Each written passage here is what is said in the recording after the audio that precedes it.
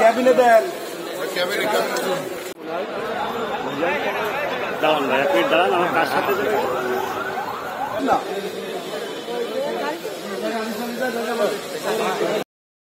হবে পিছনে নিলেই হয়।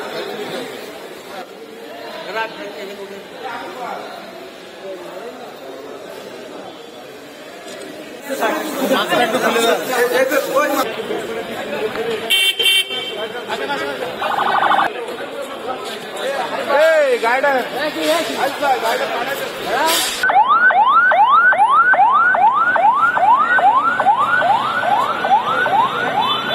आज বেনাপোল ইমিগ্রেশনের মাধ্যমে ছাত্রলীগ নেত্রী সুস্মিতা পান্ডে ও তার ভাই সত্যজিৎ পান্ডে ভারতে যাওয়ার পথে ইমিগ্রেশন পুলিশ কর্তৃক আটক হয়।